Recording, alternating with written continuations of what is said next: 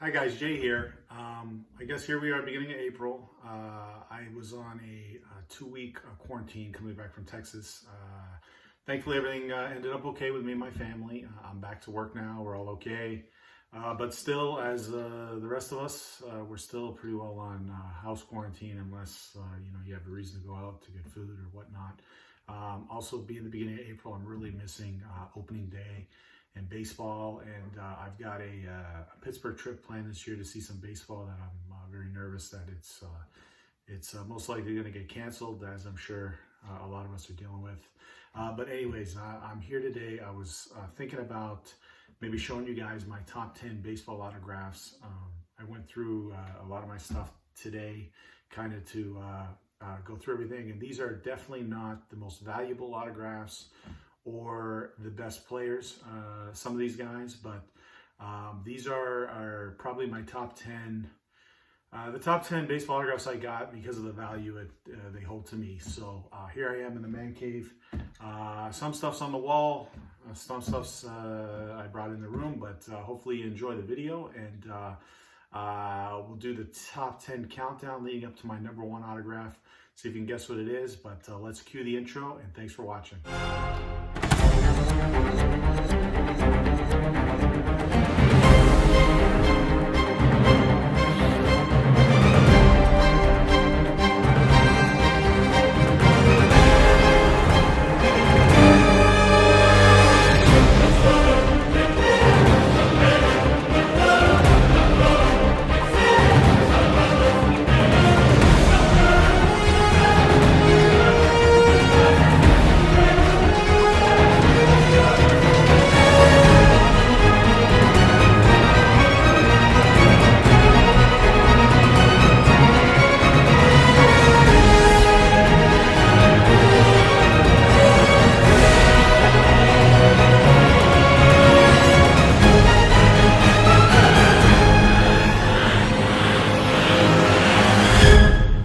Okay, let's get this started with number 10. Number 10 here is, this guy was one of my favorite players as a kid. Kansas City Royals pitcher Bret Saberhagen on the 1985 Topps rookie card. When I was a kid, I had this card, loved him. I loved Saberhagen, loved this card. It was one of my better cards in the collection at the time. But I was able to, I've met him a few times over the years. He's come around for golf tournaments and stuff like that. Actually, very nice guy. And I just love the way he did this card in the blue Sharpie, and just the way it kind of, see if I can zoom in there, kind of really pops on the card. I just love the way it came out. So love that. One of my favorite items in my collection. Next up, 86 Topps Cecil Fielder rookie card. So this card, Cecil, you almost forget he was a Blue Jay, or a lot of people do. They kind of remember him when he was a Tiger. So when I was getting into baseball card collecting, it was more so of him as a Tiger, and I used to, see the old Blue Jay cards and be like, why did we let this guy go? And I think he was hitting 51 home runs, but I always loved this card, the 86 Topps rookie. He was here for something like a softball tournament or something, and I was able to get him on it. I remember he was sitting on a golf cart, and he signed the card, and I just thought it was really cool because how much I love this card growing up. But yeah, the 86 Topps Cecil Fielder signed rookie card. Now we're going to go to number 8, and let me see if I can fix the glare there. I don't know if a lot of baseball fans, I know hockey fans are kind of familiar with this card, but this is the 1990 Score Traded. It's actually a baseball card, or listed as a baseball card, but it features a hockey player. It's one of those crossover cards. So this is hockey Hall of Famer Eric Lindros. So when he was coming in the early 90s, was a big prospect. We were all going gung-ho for his hockey cards. Score, I believe, had a contract with him. His future superstar Score hockey rookie card was very coveted. If you've seen my other videos, I do have a few of them signed. I got one of them graded by Beckett, but I always thought this card was pretty cool.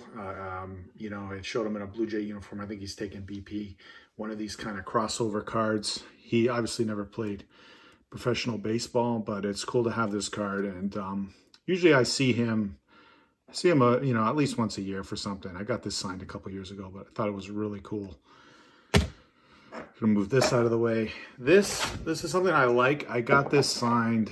I'm gonna back the camera up here a few years ago. This is Hall of Famer, baseball Hall of Fame pitcher Jim Bunning, and I met him at a charity dinner, and I just love the way this like as an autograph collector, one of my favorite things is the black and white photos with the blue Sharpie. I just love the way this came out. He ended up becoming I believe, a United States Senator. But I had him put the perfect game inscription. He was pitching for the Phillies against the Mets. So I think it's June 21st, 1964. You know, it's a licensed 8x10. I have intended to kind of frame this. At one point, I just like the way that the blue pops off that black and white 8x10.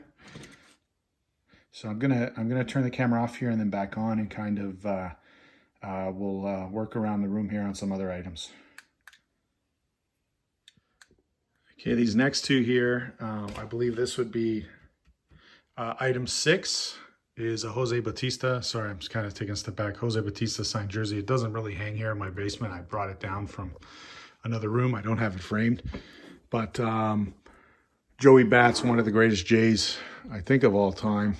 You know, if you kind of go over the history, you know, with the bat flip and the 2015 season. But I bought this jersey actually unsigned at the 2014 National in Cleveland. There was a guy clearing out jerseys. I believe I got it for, I don't know, like $60 or something. It's a Majestic stitched. And then I had Jose sign it in town here. So he signed it here in silver. Liked it nice and thick. Kind of just... The Blue Jay numbers are kind of funky with the white kind of in the middle. So you know, it's the way I like doing them is to do them thick on the blue. I mean, just my preference. Different people prefer different things, but that's a nice jersey I like. And another jersey I have that I kind of like. This is like a Cooperstown collection, Ozzie Smith, Cardinals, early '80s, baby blue. I just think it looks really cool. So Ozzie, I've met a bunch of times.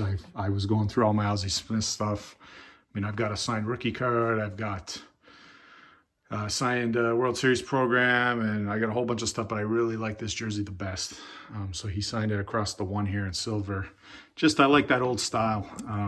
You know, when I was a kid, I knew of the legend of Ozzie Smith. I collected his cards. I, you know, saw him on TV a bit. Obviously, he never played against Toronto here because... you know, the American National League, no league play at the time, but always cool to meet him. He's a good guy, nice looking jersey. I'm just gonna walk over here to, this one's not even on the wall. I had to pull it out of the storage, but this is the photo from Game 4 of the '92 ALCS, signed by Roberto Alomar. It's kind of one of those defining Blue Jay moments. I think most of us kind of have. Autographed Toronto guys kind of have this shot, but Alomar, he still lives in town here. See him quite a bit here and there. He married a Toronto girl, so I believe he also works for the Blue Jays, but cool shot. That was, I believe it's not the game winner, that home run. It was like the game, he hit it off Eckersley, and it was the game tying home run in Game 4. Then we went on to win the game, kind of came from behind. Obviously, '92, we went on to win the first World Series. Next one, another classic shot. This is the Joe Carter. This one's on the wall here. This is a signed Joe Carter '93 walk-off home run shot. So if you're a Toronto Blue Jay fan, you obviously probably have this shot. I have probably about 6 or 7 of these shots done. I've got even the Sports Illustrated done. I've got this shot done, also signed by Mitch Williams, the pitcher for the Phillies at the time. I've got every angle of this shot. Obviously, a defining moment for Blue Jay baseball history, the walk-off home run. So I've got that one, and I'm just going to turn the camera around here. Okay, the final two. This is number 2 here. Kind of hard to see. I may pull it out of the case here. One thing I love about autograph collecting is working on projects. So this is a 1992 World Series baseball. Obviously, the first year the Blue Jays won the World Series. I've been working on it for a few years. So I have the manager, Cito Gaston, Hall of Famer Jack Morris in the sweet spot, a World Series MVP, the catcher, Pat Borders, Pat Gillick, the general manager, Ed Sprague, I believe that's Dwayne Ward, Joe Carter, Kelly Gruber, Devon White, Alomar, Paul Beeston, who was our president. So I'm always adding to this. I've got a few things lined up to add some players this year to it that were on this team. As an autograph collector, like I said, nothing better than working on projects. So, you know, this thing, I think I started with the Morris maybe 10, 11 years ago, and then I'm kind of adding guys here and there, but really cool baseball. I hope to get much further with it. And now for my number one baseball autograph. No surprise, I kind of briefly touched on it in another video, but here it is. I gotta zoom in how beautiful this is. This is the 86 Donruss Jose Canseco rated rookie.